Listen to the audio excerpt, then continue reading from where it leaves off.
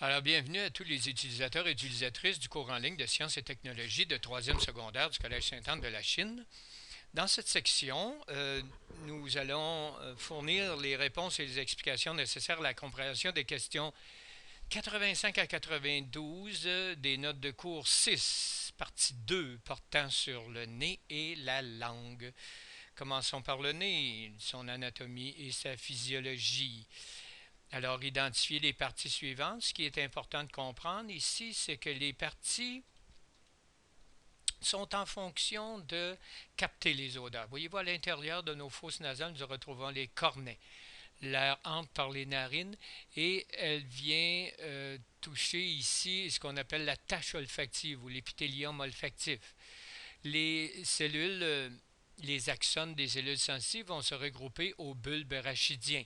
On les voit ici, les axones un axone olfactif. Le petit os s'appelle l'ethmoïde. On a des glandes à mucus pour permettre de garder notre nez humide. Évidemment, on a les cellules olfactives avec leurs petits dendrites, qu'on appelle des cellules olfactives. Et enfin, la substance odorante arrive ici. On a le nerf olfactif qui va s'en aller vers le cerveau, l'aire olfactive du cerveau. Alors, on voit ici dans cette illustration qu'on a un analyseur, un conducteur, un transformateur et un récepteur pour l'olfaction. Comment ça fonctionne ici? L'influx nerveux part de la tache olfactive. Elle traverse l'ethmoïde, le petit os dont je vous ai parlé tout à l'heure. Elle remonte le nerf olfactif, arrive à l'aire olfactive du cerveau qui produit la sensation olfactive. Pardon. La langue. Alors, la langue, elle est spécialisée pour capter les saveurs. Alors, il y a quatre types de saveurs que nous captons, l'amer, l'acide, le sucré, le salé, le sucré.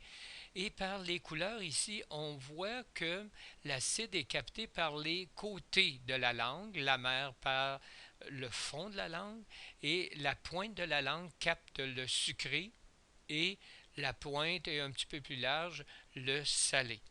Alors, il y a trois types de papilles sur la langue. Il y a des papilles caliciformes, fongiformes et filiformes.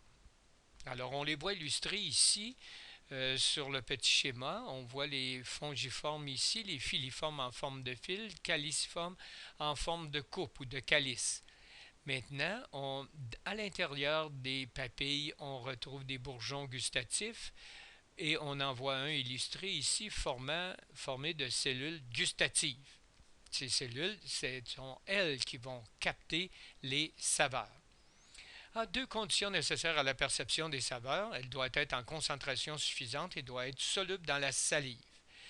Les papilles caliciformes captent l'amer, les fongiformes le sucré, le salé, l'acide, et les papilles filiformes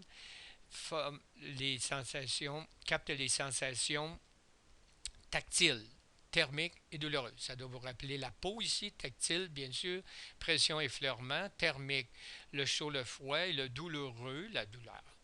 Ici, quel est le rôle général des papilles de la langue? Il sert de transformateur, le nerf conducteur et l'aire gustative du cerveau d'analyseur. Maintenant, décrivons le trajet de l'influx nerveux gustatif à partir du schéma suivant. Donc, l'influx nerveux part des bourgeons gustatifs de la langue. Donc, chez le récepteur, c'est la langue. Remonte le nerf gustatif, traverse le tronc cérébral, arrive à l'aire gustative qui produit la sensation gustative. Maintenant, pourquoi ne goûtons-nous pas les aliments que nous mangeons quand nous avons le nez bloqué, comme lorsque nous avons un rhume ou une grippe? Parce que 80% des saveurs, en réalité, sont des odeurs que nous percevons.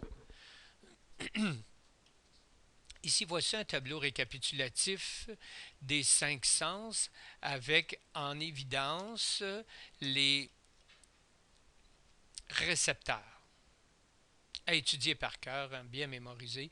Le transformateur, c'est celui qui permet de capter le stimuli et de les transformer en influx nerveux. Le transmetteur ou conducteur, c'est toujours un nerf.